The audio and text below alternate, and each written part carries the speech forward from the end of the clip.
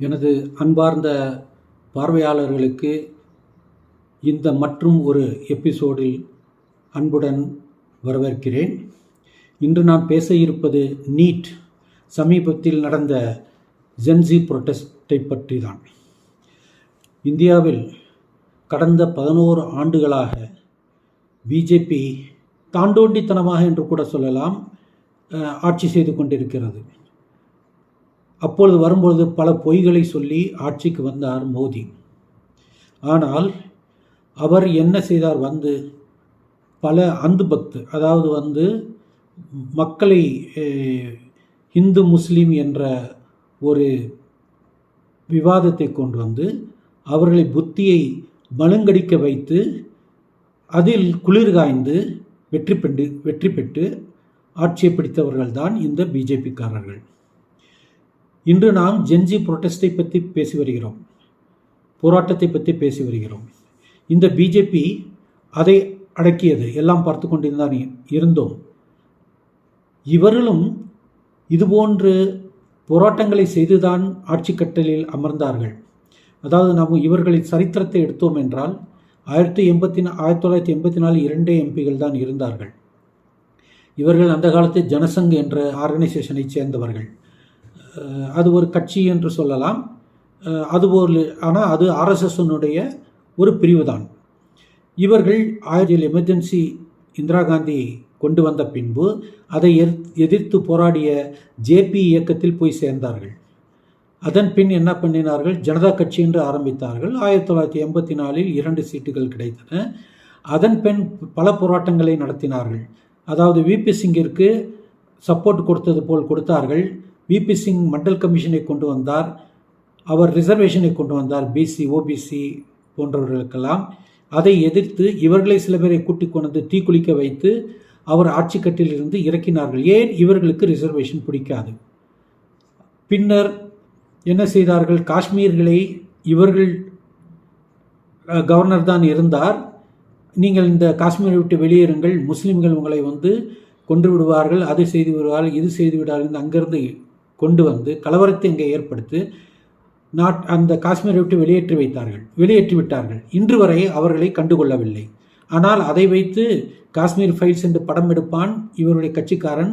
அதற்கு இவர்கள் ஆமாம், முஸ்லீம்கள் பார்கள், காஷ்மீர்கள் அடித்து விரட்டி விட்டார்கள், அது பண்ணி விட்டார்கள், கொலை செய்து விட்டார்கள் என்றெல்லாம் கட்டுக்கதைகளை கட்டி மக்களை திசை திருப்பியவர்கள் தான் இவர்கள்.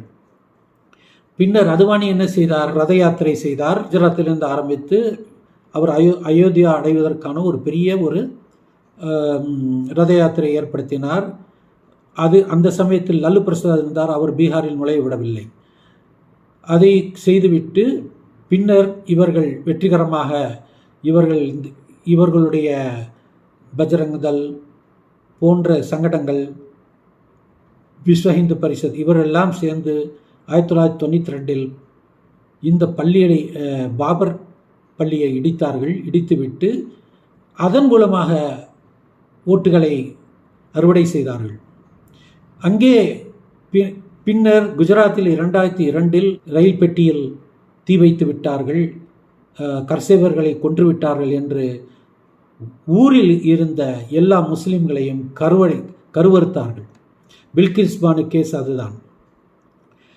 இவர்களினுடைய இந்த சதித்திட்டத்தை அம்பலப்படுத்திய அவருடைய ஹரேன் பாண்டியா என்ற ஹோம் மினிஸ்டரை கூட கொன்றுவிட்டார். பின்னர் மும்பையில் ஒரு பெரிய தாஜ் ஹோட்டலில் நடந்தது. பாகிஸ்தான்காரர்கள் வந்துவிட்டார்கள். அது எல்லாத்தையும் ஹோட்டலில் நுழைந்து எல்லாத்தையும் தாக்கினார்கள், கொலை செய்தார்கள். அதில் அஜ்மல் கசாப் என்பதை பிடித்து காங்கிரஸ் கவர்மெண்ட் இருந்தபோது அவனுக்கு கேஸ் நடத்தி தூக்கு தண்டனை கொடுத்தார்கள். ஆனால் இவர்கள் எந்த வழியாக வந்தார்கள்? குஜராத் வழியாக தான் வந்தார்கள். அப்பொழுது குஜராத்தில் முதலமைச்சர் யார்? இந்த நரேந்திர மோடி தான். அவர் எப்படி வரவிட்டார் அவர்களை? ஹேமந்த் கர்கரே என்பவர் தான் இவருடைய திட்டத்தை, அதாவது மாலேகான் ஒரு குண்டு வெடிப்பை அவர் இன்வெஸ்டிகேஷன் செய்து கொண்டிருந்தார். அவர் யாரெல்லாம் குற்றவாளி என்பதை அவர் கண்டறிந்து இவரெல்லாம் ஆர்எஸ்எஸ் இயக்கத்தைச் சேர்ந்தவர்கள் என்று பட்டியல் தயாரித்து வெளியிட இருந்த சமயத்தில் அவரை இந்த ஒரு சந்தர்ப்பத்தில் பயன்படுத்தி அவரை சுட்டு தள்ளிவிட்டார்கள். கேட்டால் தீவிரவாதிகள் சுட்டி தள்ளிவிட்டார் என்று சொல்கிறார்கள். அங்கே இருந்த ஒரே அஜ்மல் கசாப் பிடிபட்டான். இதெல்லாம் இவர்கள் மறைப்பார்கள். அதே மாதிரி இந்தியாவில் ஏகப்பட்ட குண்டுவெடிப்பு, இது அஜ்மீராக இருக்கட்டும், சம்ஜோதா எக்ஸ்பிரஸாக இருக்கட்டும், அல்லது மக்கா மஜீத் இருக்கட்டும், ஹைதராபாத், மாலேகான், எல்லாவற்றிலும் இந்த ஆர்எஸ்எஸ்காரர்கள் தான் பங்கு பெற்றார்கள். ஆனால் இஸ்லாமியர்கள் பெயர்களை அவர்கள் கெடுத்தார்கள். இஸ்லாமியர்கள் தீவிரவாதி என்று பரப்பினார்கள், படங்கள் எடுத்தார்கள். ஏன் நமது தென்னிந்தியாவில் கூட இந்த சில நடிகர்கள், அதாவது விஜயகாந்த் போன்ற நடிகர்கள் இதைத்தான் ஒரு முக்கியமாக வைத்து, ஈவன் கமல்ஹாசன் கூட இஸ்லாமியர்களை ஒரு தீவிரவாதி என்று தான் படம் எடுத்து வெளியிட்டார். அர்ஜுன், இவரெல்லாம் அந்த லிஸ்டில் இருக்கிறார்கள். இப்படி முஸ்லீம்களை ஒரு தீவிரவாதமாக்கி அவரை ஒரு பக்கம் வைத்து, இந்துக்கள் நாம், இது இந்தியா நம்முடையது, இவரெல்லாம் பாகிஸ்தானுக்கு போக வேண்டும் என்றெல்லாம் பல திட்டங்களை வகுத்து, பல பொய்யான திட்டங்களை வகுத்து, மட்டன் சாப்பிடுவர்களை மாடுக்கறி சாப்பிட்டான், மாட்டை அறுத்தான் என்றெல்லாம் அடித்து கொலை செய்தார்கள். அக்லாக் கேஸ் ஒன்று.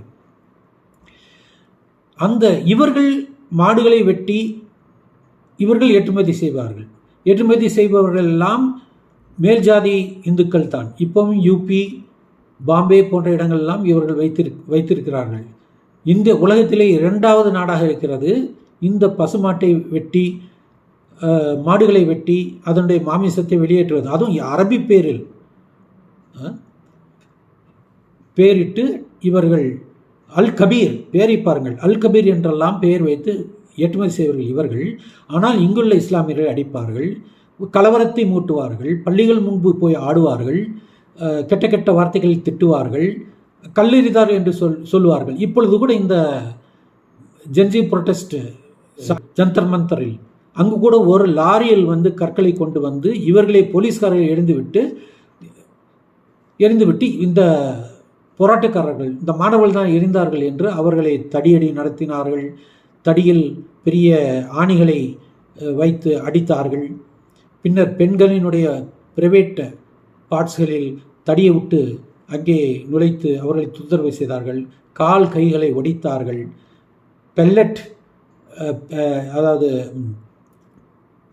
பெல்லட் கன், அதை வைத்து அடித்தார்கள். இல்லை என்று சொன்னார்கள். அது ராகுல் காந்தி கூட்டி வந்து அதை நிரூபணமாக்கினார். கண்ணீர் புகையை வைத்து மாணவர்களை அடித்தார்கள். ஆனால் அந்த மாணவர்கள் வெறும் அமைதியாக இருந்து இந்த போராட்டத்தை நடத்தி, காந்தியின் வழியில் போராட்டத்தை நடத்தி இதில் வெற்றி கண்டுள்ளார்கள். அவர்களுக்கு நாம் மிகவும் என்னுடைய தனிப்பட்ட முறையில் நான் அவர்களுக்கு வாழ்த்து தெரிவிக்கிறேன். இந்த இந்தியாவை இன்று அவர்கள் காந்தியின் இந்தியா என்று நிரூபணம் செய்துள்ளார்கள்.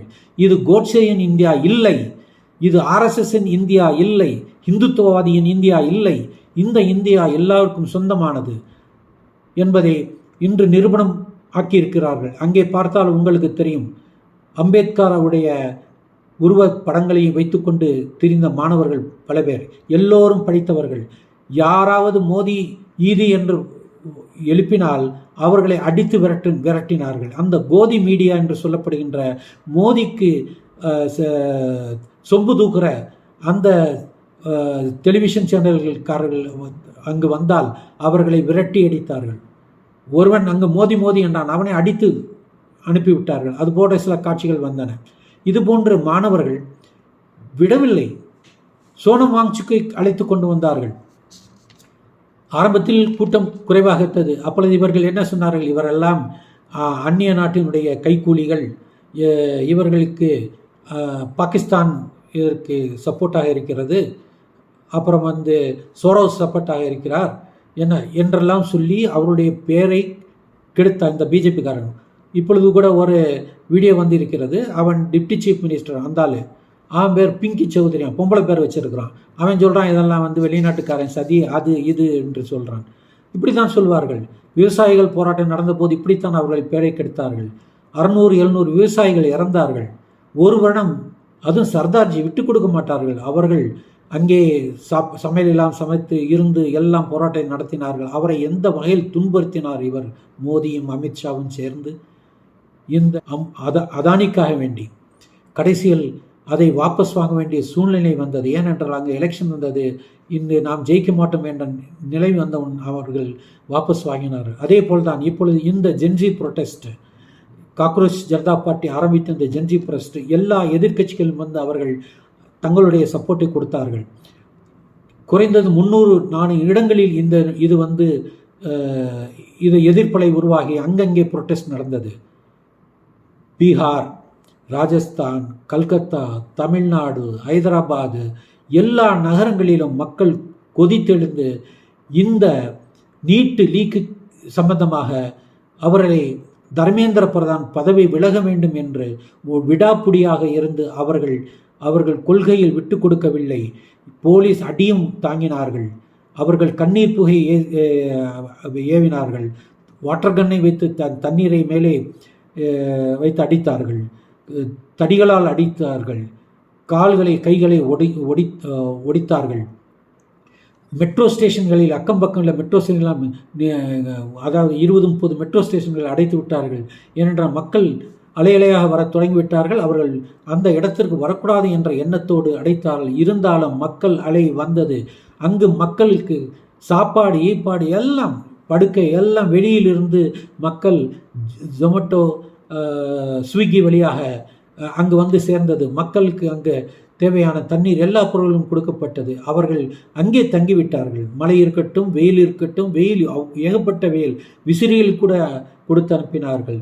ஏன் பவர் பேங்க்கு, மொபைல்களை சார்ஜ் பண்ணுறதுக்கு கூட பவர் பேங்க்கு, கொடை, ரெயின்கோட், இது போன்ற எல்லா பொருள்களும் அங்கே வந்து குவிந்து கொண்டே இருந்தன. மக்கள் அதனால் வந்தவர்கள் போக தேவையில்லை, இங்கே தங்கிவிடலாம் என்று தர்மேந்திர பிரதான் விலகும் வரை நாங்கள் இருப்போம் என்று ஒரு விடாப்பிடியாக இருந்தார்கள். எதிர்க்கட்சிக்காரர்களுக்கும் வேறு வழி இல்லை. எல்லோரும் அங்கு சென்று இவர்களுக்கு ஆதரவு தெரிவித்தார்கள்.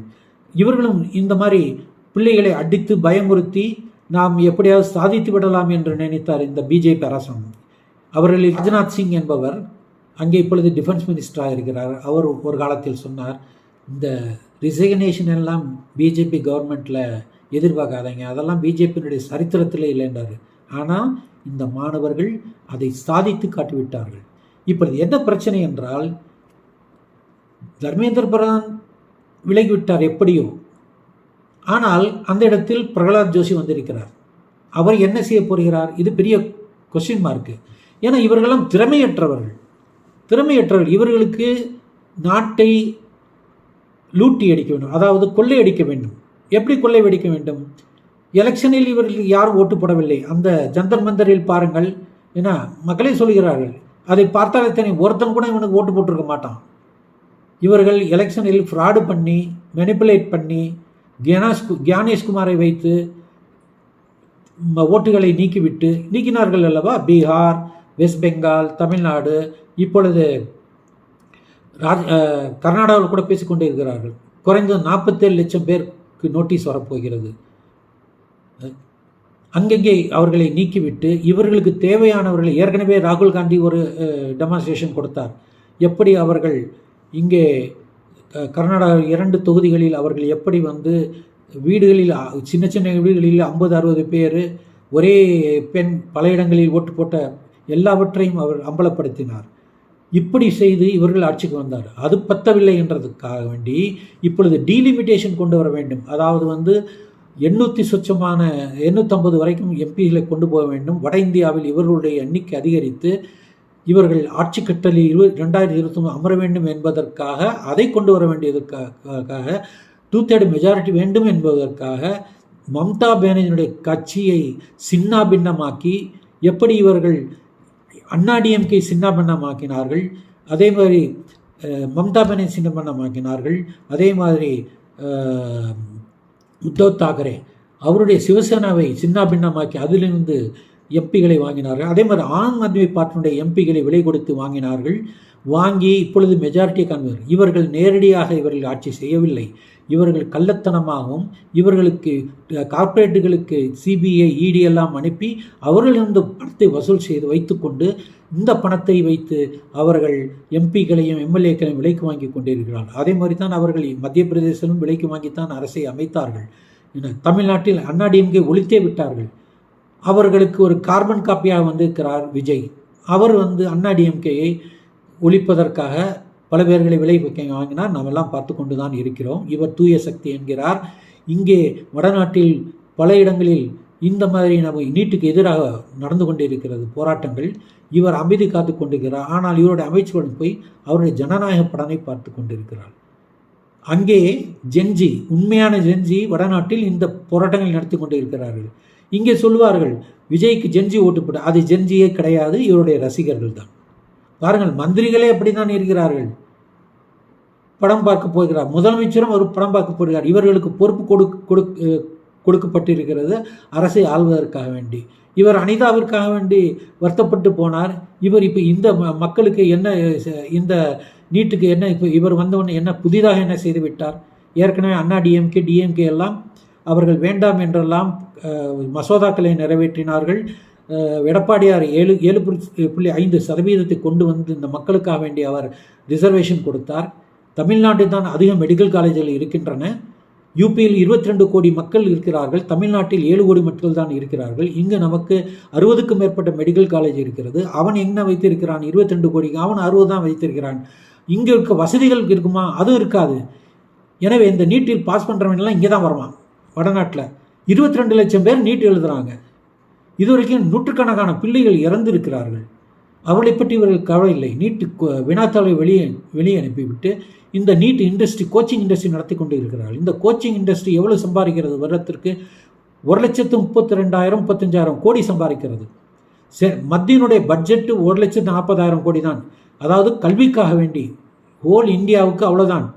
இந்த நீட் கோச்சிங் நடத்துபவர்கள்லாம் இவர்கள் சம்பாதிப்பது 1,32,000 1,35,000 கோடி. அப்படி என்றால் இது மக்கள் மீது நடத்தப்படும் ஒரு கொள்ளை. ஏன் தேவை? அவர்கள் +2வில் அந்த சிலபஸ் படிக்கிறார்கள். அதை வைத்து மார்க்கை வைத்து கொடுங்கள். 10 லட்சம் பேர் பாஸ் செய்கிறான் வைத்துக் கொள்ளுங்கள். அதில் சீட் எவ்வளோ இருக்கும்? 90,000 1 லட்சம் இருக்கும். 50,001 இருக்கவனுக்கு நீ மெரிட்டில் கொடுப்பியா? கொடுக்க மாட்டேன். ப்ரைவேட்டுக்கு அனுப்புவேன். அவன் என்ன பண்ணுவான்? 50,001 இருக்கவனுக்கு மார்க் ஜாஸ்தியாக இருக்குது, 1 லட்சம் இருக்கவனுக்கு மார்க் கம்மியாக இருக்குது அப்படின்ட்டு 50,001 கொடுப்பானா? கொடுக்க மாட்டான். 1 லட்சம் நம்பர் இருக்கான்ல, அவன் பணம் ஜாஸ்தி கொடுத்தான், அவனுக்கு தான் சீட்டை கொடுப்பான். அப்போ இதில் என்ன மெரிட் இருக்குன்னு கேட்குறேன். நீட் என்பது ஒரு தேவையில்லாத ஆணி. இதை பிடுங்கி எறிய வேண்டும். மக்கள் தற்கொலை செய்து கொள்கிறார்கள். +2 படிப்பதே பெரிய பாரம் மக்களுக்கு, குழந்தைகளுக்கு. இதில் என்ன? சரியான தேர்வு நடத்த வக்கில்லை. நீங்கள் அரசால விட்டீர்கள். இந்தியாவிலே 1 லட்சம் பள்ளிகளை மூடிவிட்டீர்கள். அந்த இடத்தில் என்ன? Navodaya school, CBSE school, PM SHRI school என்று கொண்டு வந்திருக்கிறீர்கள். அதுகளுக்கு நியூ எஜுகேஷன் பாலிசி. லோவர் கிளாஸில் இருப்பவர்களுக்கு 3ஆம் கிளாஸ் 6ஆம் கிளாஸ் 8ஆம் கிளாஸ் எக்ஸாம் சொல்லிட்டு பிள்ளைங்க பாஸ் பண்ணாத உடனே அவர்கள் ட்ராப் அவுட் ஆயிடுவாங்க. அவங்கள அனுப்புறது. அவன் படிக்க மாட்டான். அதுக்கப்புறம் உங்களுக்கு மக்களுக்கு படிப்பு கொடுப்பது எண்ணம் இல்லை. படிப்பறிவு இல்லாத மக்களாக வைத்து அவர்கள் கூலி தொழிலாக வைக்க வேண்டியது தான் என்பதுதான் உங்களுடைய கொள்கை. சில பணக்காரர்கள் மட்டும் இருக்க வேண்டும், அவர்கள் இவர்களுக்கெல்லாம் கூலி வேலை செய்ய வேண்டும் என்பதுதான். ஒரு காலத்தில் பிரிட்டிஷ் அனுப்பினான் மக்களை தேயிலை தோட்டங்களுக்கு, படிப்பறிவு இல்லாத இந்திய மக்களுக்கு. அதே மாதிரி நீங்கள் படிப்பறிவு இல்லாத மக்களை ஆக்கி இவர்களை நீங்கள் எக்ஸ்போர்ட் செய்வீர்கள். இப்பொழுது பண்ணுகிறீர்கள். நீங்கள் இஸ்ரேலுக்கு எக்ஸ்போர்ட் பண்ணீர்கள். பாவம், பீகார் யூபியில் இருந்து அங்கே போனார்கள் ரஷ்யாவுக்கு. அவன் நேராக போருக்கு அனுப்பிச்சிட்டான். போருக்கு போய் அங்கே செத்து போயிட்டானுங்க. நீங்கள் படிப்பவருடைய மக்களை நீங்கள் இங்கே உருவாக்கவில்லை. நல்ல யூனிவர்சிட்டிகளை சொல்லுங்கள். இந்த 12 வருஷத்தில் எத்தனை யூனிவர்சிட்டியை கொண்டு வந்தீங்க? எய்ம்ஸ்ன்னு சொன்னாங்க. மதுரையில் எய்ம்ஸ் வந்துச்சா? எல்லாம் சத்தம் போட்டாங்கன்னு சொல்லிட்டு அட்மிஷன் கொடுத்துட்டு இருக்க மெடிக்கல் காலேஜில் டிஸ்ட்ரிபியூட் பண்ணி கொடுக்குறீங்க. அவன் பாஸ் பண்ணி போகிற வரைக்கும் இந்த மெயின்ஸே பார்த்துருக்க மாட்டான். அதே மாதிரி பீகாரில் எதை தான் சொல்லிட்டு இருக்காங்க. எய்ம்ஸ் வர்றது, இனாகரேஷன் பண்ணுறது, நான் போயிட வேண்டியது, கட்டுறதே இல்லை. இது வரைக்கும் எய்ம்ஸ் வரல அங்கே. மக்களுக்கு இப்போ என்ன சொல்கிறீங்க? நீங்கள் கமிட் பண்ணலை. தர்மேந்திர பிரதான விளக்குன்ட்டு நீங்கள் என்ன சொன்னீங்க? நாங்கள் அதை விட்டுட்டு நாங்கள் அதை ஃபாஸ்ட் ட்ராக் கோர்ட்டு கொண்டு வரோம் அப்படின்ட்டு. என்னத்தை ஃபாஸ்ட் ட்ராக் கோர்ட்டு? இதுவரைக்கும் 2.5 லட்சம் கேஸு கிடக்குது ஃபாஸ்ட் ட்ராக் கோர்ட்டு. 2004 நீட்டில் கொஸ்டின் பேப்பர் லீக் பண்ணவனை அவன் மேலே எவிடன்ஸ் ரிலீஸ் பண்ணிட்டீங்க. இதைத்தானே இப்போவும் நடக்கும். அதுவும் இல்லாமல் உங்களுக்கு டெல்லி ஹைகோர்ட்டு, சுப்ரீம் கோர்ட் என்ன சொல்லுது? இந்த மக்கள் வந்து மாணவர்களை அடித்தாங்க, நாங்கள் வீடியோ வச்சுருக்குறோம், அவங்க மேலே ஆக்ஷன் எடுக்குன்னு சொன்னால் எங்களுக்கெல்லாம் டைம் இல்லைங்க, கோர்ட்டு நேரத்தை வேஸ்ட் பண்ணாதீங்க, போங்கன்னு சொன்னீங்க. கடைசியில் இந்த மாணவர்கள் வெற்றி பெற்று தர்மேந்திர பிரதான் விலகப் போகிறான் என்ற ஒரு நிலவு வந்தோடனே கொண்டு வாங்க, நாங்கள் விசாரிக்கிறோம் அப்படிங்கிறீங்க. விசாரித்து என்னத்தை பண்ணுவீங்க? எங்க ஷாஹீன் பாக்கில் போராட்டம் பண்ண சர்ஜில் இமாம், அப்புறம் உமர் காலிதை இதுவரைக்கும் ஜெயிலில் வச்சுருக்கீங்க. ஒரு எஃப்ஐஆர் கிடையாது, ஒரு ப்ரூஃப் கிடையாது, வெளியே விட மாட்டேங்கிறீங்க. பெயில் கொடுத்தா கேன்சல் பண்ணுறீங்க, பெயில் கொடுக்க மாட்டேங்கிறீங்க. இதுதானே செய்வீங்க நீங்கள்? அராஜகம் பண்ணுவீங்கல்ல, முஸ்லீம்களை வீட்டை இடிப்பீங்க, புல்டோசரை கொண்டு போய் நீங்கள் கல் எறிஞ்சுவீங்க. இப்போ டெல்லியில் நீங்கள் தான் எறிஞ்சிங்க, போலீஸு முஸ்லீம் எறிஞ்சான்னு சொல்லிவிட்டு அவனை கொண்டு போயிட்டு ஜெயிலில் போடுவீங்க, அவன் வீட்டை இடிப்பீங்க. உங்களுக்கு என்னங்க ரைட்ஸ் இருக்குது கவர்மெண்ட்டில் இருக்கவங்களுக்கு? ஒரு குற்றவாளியை ப்ராப்பராக விசாரிக்கணும், அவன் தான் குற்றவாளியான்னு நிரூபணமானால் தான் எந்த ஆக்ஷனையும் எடுக்கணும். முஸ்லீம்னா இடிக்கிறது. இப்போ கூட ஜவஹர் யூனிவர்சிட்டி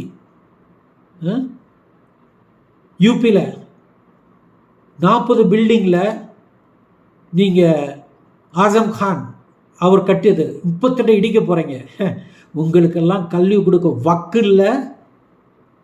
நீங்கள் போய் அவர் எல்லாத்துக்கும் சேவை செய்யணுன்னு யூனிவர்சிட்டி கட்டி வச்சுருக்கிறாரு, அதை இடிக்க போகிறீங்க. நீங்கள் வந்து கன்ஸ்ட்ரக்டிவாக எதையுமே செய்ய மாட்டீங்க, நாசம் பண்ண தான் வந்திருக்கீங்க. இந்தியாவை 12 வருஷம் நாசம் பண்ணிட்டீங்க. ஒழுங்கு முறையாக போயிருங்க. மக்களுக்கு உங்களுக்கு வந்து எந்த சப்போர்ட்டும் கிடையாது. பேலட்டில் வந்து நீங்கள் எலெக்ஷன் நடத்தி பாருங்கள், நீங்கள் இருக்கிற இடம் தெரியாமல் போயிடுவீங்க. ஓட்டு போகிறவங்களை மிரட்டி ஓட்டு போட விடுறதில்ல, முஸ்லீம்களை ஓட்டு வெட்டுறது, மற்றும் யார் ஓட்டு போடலையோ அவங்க வெட்டுறதை நீக்கிறது, இப்படி தானே பண்ணி அநியாயம் பண்ணி உட்காந்துருக்குறீங்க. அப்புறம் அந்த குஜராத்தில் தாடி வச்சு போனவெல்லாம் அவளை வந்து மானிட்டர் பண்ணுவீங்களாம், தீவிரவாதி லிஸ்ட்டு. மதரசாக்கள் நடத்தக்கூடாது. என்ன அக்கிரமம்! இருக்க பள்ளிவாசலில் கோயில் கோயில் கோயில் கோயில்னு கேஸை போட்டு மக்களை தொழு விடாமல் அது பண்ண விடாமல் 5 நிமிஷம் பாங்க சொல்ல விட மாட்டேங்க. ஏன்னா உங்களுக்கு வந்து தொந்தரவாயிருது. அங்கே பாருங்கள், காலையிலேருந்து ராத்திரி வரைக்கும் பஜனை போட்டுக்கிட்டு இருக்கிறான் சவுண்டா.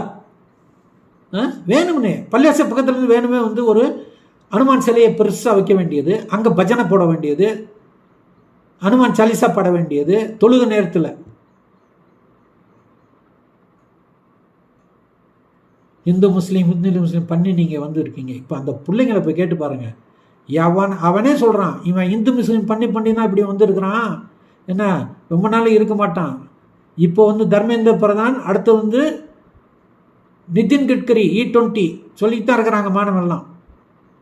அங்கே வந்து பிளக்கார்டு வச்சுட்டு திரியிறான். தர்மேந்திர பிரதான் எடுக்கலைன்னா மோடி போக வேண்டியது இருக்கும், அமித்ஷா போக வேண்டியது இருக்கும். இப்போவே என்கொயரி நடந்துச்சுன்னு வச்சுங்க, கேஸு. அமித்ஷா தான் அதுக்கு காரணம், இந்த உத்தரவு கொடுத்த மாணவர்களை அடிக்கிறதுக்கு. அமித்ஷாவும் நிற்க வேண்டியது இருக்கும். ரொம்ப பகிச்சுக்காதீங்க இந்த ஜென்சியை. பக்கத்து நாடுகளில் என்ன நடந்துச்சு, நேபாளில், வெஸ்ட் பெங்காலில், பங்களாதேஷில், அவர் ஸ்ரீலங்காவில்.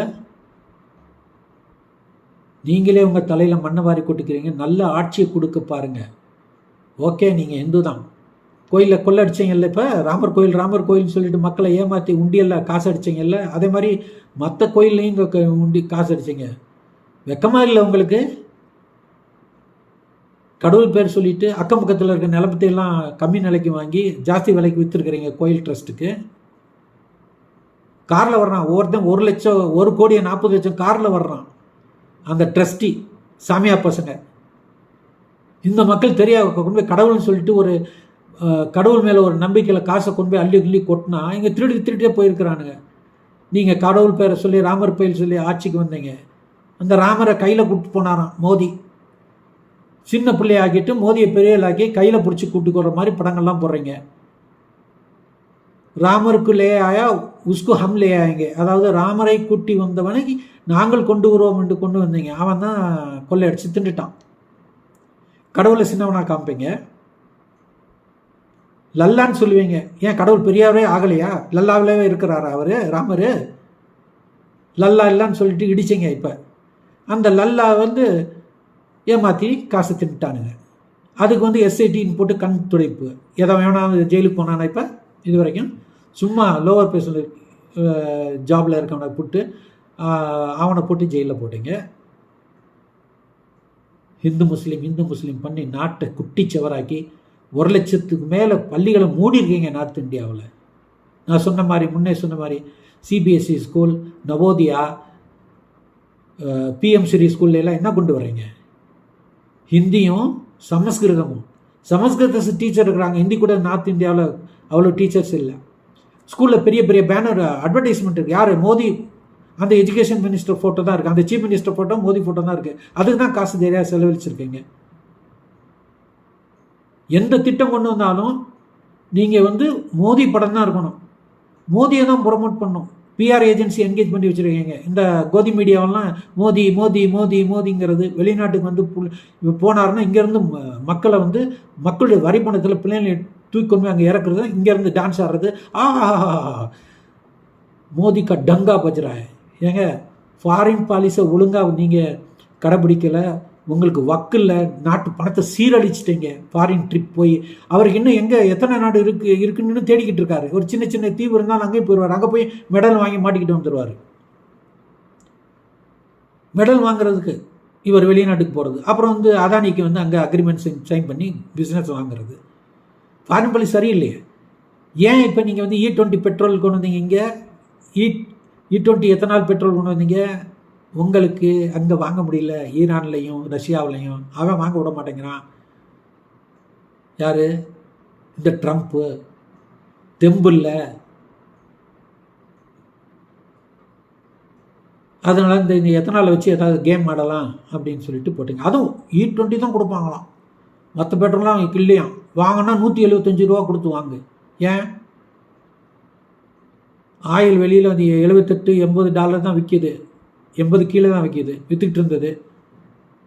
மன்மோகன் சிங் 108-112 விற்கும் போதே ஒரு பேரல் உங்களுக்கு வந்து 72 ரூபாய்க்கு பெட்ரோல் கொடுத்தாரு, 65 ரூபாய்க்கு டீசல் கொடுத்தாரு. நீங்கள் என்ன இப்போ 165க்கு மக்களை கிள்ளுக்கிறேன்னு நினச்சிங்களா?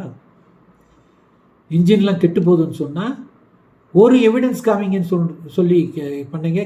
2024 வாங்கின காரை வச்சுட்டு அந்த ஆள் கேஸை போட்டார். இதுலேயும் வந்து கோர்ட்லேயும் ஜெயிச்சுட்டு வந்துட்டு எவிடன்ஸ் காமிச்சிட்டாரு. எல்லா பேரும் வீடியோ போடுறாங்க. அதெல்லாம் நான் நம்ப மாட்டோம், எங்களுக்கு ப்ரூஃப் இல்லை. எல்லாத்தையும் கூப்பிட்டு வந்தீங்க. வெஹிக்கிள் மேனுஃபேக்சர்லாம் அவன் மூஞ்சியில் கறி வாங்கிட்டு போயிட்டான். நீங்கள் உங்களுடைய அழுத்தத்தில் தான் வந்து சொன்னேன்.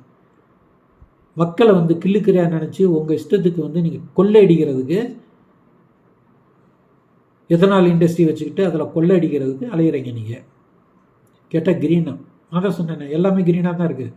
பொல்யூஷன்லாம் எங்கேயும் இல்லை. நாட்டில் பொல்யூஷனை போய் கவனிங்க. இண்டஸ்ட்ரி பொல்யூஷன் இருக்குது, ரிவரில் பொல்யூஷன் இருக்குது. எனவே மக்களை ப்ரொட்டஸ்ட்லாம் பார்த்தீங்கன்னா சில ஃபோட்டோஸை காமிக்கிறேன். ஒரு பொண்ணு அப்படியே வந்து போலீஸுடைய என்ன சொல்கிறது அந்த வெஹிக்கிளை தடுத்து நிற்கிது. அது வைரல் ஆகிடுச்சு. அந்த பாம்பேயில் என்ன பண்ணால் 2 பசங்க சின்ன பசங்களை பிடிச்சிட்டு போய் ஏன்டா வந்தீங்கன்னு சொல்லிட்டு ஏற்றிட்டு போயிட்டு போலீஸ் என்ன சொல்கிறா, ஒழுங்காக ஓடிடுங்க, இல்லைனா உங்கள் பாக்கெட்டில் வந்து 50 கிராம் வந்து ட்ரக்கை போட்டு விட்டு கேஸ் ரிஜிஸ்டர் பண்ணிடுவீங்க, ட்ரக்கு யூஸ் கடத்துறீங்கன்ட்டு. அந்த பசங்க வீடியோ போட்டு விட்டானுங்க. இப்போ அவன் மாட்டிக்கிட்டான் போலீஸு. இது மாதிரி மாணவர்கள் மிரட்டுவீங்க. அப்போ இன்னொருத்தன் வந்து என்ன பண்ணுறான், அந்த வீடியோ நான் எடுக்கலை, அது மாதிரி ஒரு ஆர்எஸ்எஸ் பிஜேபிக்காரன் 2 பசங்களை கூப்பிட்டு அடிக்கிறான். ஏன்டா வந்தீங்க, நான் இன்னும் வரக்கூடாது, இந்த பக்கம் தொலைச்சி விடுவேன், தொலைச்சி ஸ்ட்ரைக்காக பண்ணுறீங்க அப்படின்ட்டு மிரட்டி பார்க்குறானுங்க மக்களை. டெல்லியில் என்ன பண்ணீங்க, இன்டர்நெட்டை சட்டம் பண்ணுறீங்க. அப்புறம் வந்து சுற்றி புற்றி இருக்க மெட்ரோ ஸ்டேஷன்லாம் மூடினீங்க. ஆனால் மக்கள் நிற்கலையே, வந்துட்டானே இருந்தால் 100 ரூபாய் தொட்டுக்கிட்டு இருக்கு, $1 தொட்டுக்கிட்டு இருக்கு. 80 கோடி மக்களுக்கு இன்னும் 5 கிலோ ரேஷன் கொடுத்துட்டு இருக்கீங்க. Economy in a very bad shape. பொருளாதாரம் வந்து வெறும் மோசமான நிலையில் இருக்குது. இதில் வந்து சிட்டிசன்ஷிப்பை நிறுவி பாஸ்போர்ட்டு வந்து அது ட்ராவல் டாக்குமெண்ட் தான், சிட்டிசனுக்கு கிடையாது. இதெல்லாம் என்ன நினச்சிக்கிட்டு இருக்கீங்க மக்களை? பைத்தியக்காரன்னு நினச்சிங்களா? 140 கோடி மக்கள் இருக்காங்க. உங்களுக்கு ஓட்டு போட்டவன் 32 கோடி, அவ்வளோதான். 35 கோடியோ ஏதோ ஒன்று. மெஜாரிட்டி வந்து உங்களுக்கு ஓட்டு போடலை. நீங்கள் ஓட்டு திருட்டு மூலியமாக உட்காந்துருக்குறீங்க. என்னைக்கு பேலட்டுக்கு மாறுதோ அன்னைக்கு நீங்கள் ஓடிடுவீங்க. ஞாபகம் வச்சுக்கோங்க. ரிசைனேஷன் கொடுத்துட்டாரு தர்மேந்திர பிரதான். அவரும் ஒரு காலத்தில் 90களில் இந்த மாதிரி கல்விக்கு எதிர்த்து போராடி தான் வந்தவர். அவர் ஒன்றும் இது இல்லை. இது இப்போ அவருக்கே வந்து உல்ட்டா. இவர் கல்விக்கு ஏதோ போராட்டம் நடத்தினார், அதில் ஃபேமஸ் ஆனார். இப்போ இவருக்கே அது இவர் மேலேயே வந்துருச்சு. இப்போ நீங்கள் 1 கோடி ரூபா கேட்டாங்க. எஃப்ஐஆர்லாம் விலைக்கு கொண்டுட்டு வந்து இந்த காக்ரோச் ஜனதா பார்ட்டி போய் பேசி இது பண்ணியிருக்கு. என்ன சொல்கிறீங்க? மேக்சிமம் கொடுப்போம். இந்த எஃப்ஐஆர் நீங்கள் அது இப்போ உடனே இல்லை, 3 நாள் கழித்து நாங்கள் எஃப்ஐஆர் காப்பி கொடுக்குறோம், அது கொடுக்குறோம், இது கொடுக்குறோம், அதெல்லாம் பண்ணிவிடுவோம் சொல்கிறீங்க. அதெல்லாம் பண்ணாமல் இருந்தீங்கன்னு வச்சுக்கோங்க, பசங்க சும்மா விட மாட்டாங்க. தமிழ்நாடு ரசிகர்கள் மாதிரி கிடையாது, ஞாபகம் வச்சுக்கோங்க. இங்கே ஒருத்தர் ரசிகர்களை வச்சுக்கிட்டு ஆட்சிக்கு வந்திருக்கிறாரு, அது மாதிரி கிடையாது. இந்தியாவெல்லாம் பார்த்தீங்களா, எல்லா பேரும் படித்தவங்க, குழந்தைகள், தாய் தகப்பன் கூட வந்துட்டாங்க. எனவே ஜென்சியை நீங்கள் சாதாரணமாக நினைக்காதீங்க. இந்திய அரசாங்கம் ஒழுங்காக கொண்டு போங்க, நல்ல ஆட்சியை கொடுங்க. இல்லை நான் ரிசைன் பண்ணிட்டு போயிடுங்க. இப்போ தான் முதல் விக்கெட் விழுந்திருக்கு. நீங்கள் ரொம்ப பண்ணிங்கன்னா மாணவர்கள் இப்போ கொதிச்செழுந்தவங்க இன்னும் ஜாஸ்தியாக தான் வரும், ரொம்ப பவர்ஃபுல்லாக இருக்கும். அதனால் நிதானமாக இந்த இந்து முஸ்லீம்லாம் பண்ணாமல் ஒழுங்காக ஒழுக்கமாக இந்த கிரிமினலெல்லாம் பார்ட்டியில் சேர்த்துக்கிட்டு அந்த பார்ட்டியை உடைக்கிறது, இந்த பார்ட்டியை உடைக்கிறது, இப்படியெல்லாம் பண்ணிக்கிட்டு திரிஞ்சிங்கன்னு வச்சுக்கோங்க, உங்களுக்கு ஒரு நாளைக்கு இதுவே உங்களுக்கு அகென்ஸ்டாக திரும்பும். நல்ல ஆட்சியை கொடுக்கறதுக்கு முயற்சி பண்ணுங்கள். நான் கடைசியாக இந்த குழந்தைகள் ஜென்சிக்கு மனமார்ந்த நன்றி சொல்கிறேன். ஏனென்றால் இந்தியாவை இன்று காந்தியின் நாடாக நீங்கள் நிரூபித்திருக்கிறீர்கள். இது கோட்சேயின் நாடு இல்லை என்பதை நிரூபித்திருக்கிறீர்கள். எதிர்க்கட்சிகளும் அவர்களுக்கு போய் வேறு வழி இல்லாமல் ஆதரவு கொடுத்திருக்கிறார்கள். எனவே அரசியல் கட்சிகள் இனிமேல் பொறுப்போடு நடந்து கொள்ள வேண்டும். இல்லை என்றால் ஜென்ஜி புரட்சி பெருசாக வெடிக்கும் என்பது இது ஒரு அடையாளம். நன்றி, மீண்டும் சந்திப்போம்.